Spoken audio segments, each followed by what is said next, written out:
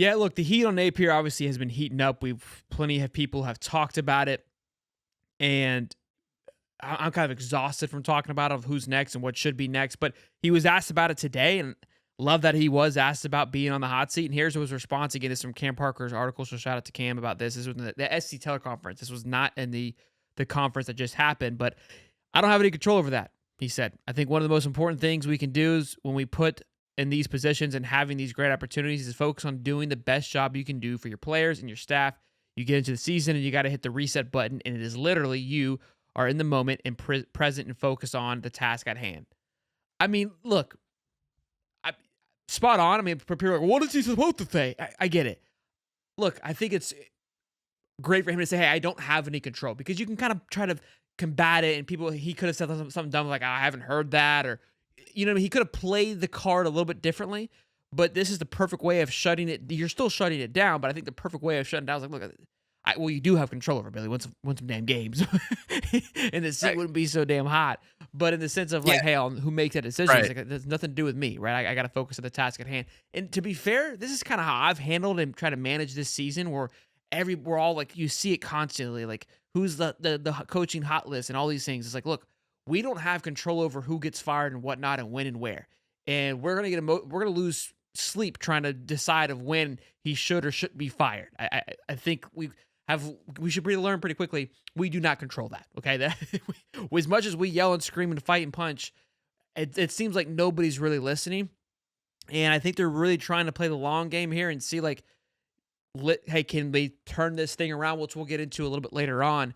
But that's how I manage a season as well. It's like, look, on Wednesdays I kind of flip the switch. It's like, okay, now how do we beat Kentucky? Like the last 6 games are done and over with. There's nothing that I can do. We can cry and weep and do whatever. The one thing that I am excited about and that excited me was, and I said it last week, I said, I just want to be excited on Saturday. Give me a reason to be fired up going from week to week. And the things that had me fired up was the production on defense, the progress on defense had me absolutely electric. The PFF scores, which people can argue that those things are trash now, but they're still apples to apples week to week. We've been utilizing them, improved dramatically. They seem to have a little bit of an identity now, a little bit of a rhythm on who's playing on defense. So those things excited me. The offense was kind of ticking a little bit. The Graham to DJ Lagway transition starting to have an identity. That now has to change. But for the first time, and I think in Billy Napier's tenure, we had 2 back-to-back weeks where we tried to carry the momentum and we saw good quality football outside of bad decision-making, right, in 2 weeks, which I don't recall seeing that for quite some time. So, look, this isn't me going, let's save Billy. No, I'm just excited to watch this football team and watch it go into this week against Kentucky and especially see DJ Lagway. Did Rocket Money find any subscriptions you forgot about, or any you paid for twice and didn't realize it? Rocket Money is a personal finance app that helps you find and cancel your unwanted subscriptions, monitors your spending, and helps lower your bills so you can grow your savings. Love Rocket Money. Glad that we were able to partner up with them. We've talked about this before. I like partnering with companies and working with companies that can benefit us and help us, and Rocket Money is one of those companies. I love their app. You're able to hop in there. It's kind of like your little mini accountant. And look, with nowadays things getting more expensive and increasing in price, and as many subscriptions that we have, whether it's the 19 TV shows we have to have or just random things that we get on iTunes that I get into all the time, which is horrible, this is great to be able to help you pull that out and show you, hey, you probably shouldn't need this thing. We can save you X amount for this year. And maybe go on a trip, maybe get your wife or something an extra, a little something, a little nice and nice. So we're happy to be, again, partnered with Rocket Money. Rocket Money has over 5 million users and has saved a total of $500 million in canceled subscriptions, saving members up to $740 a year when using all the app's features.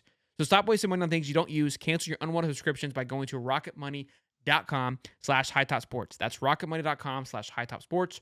rocketmoney.com/hightopsports.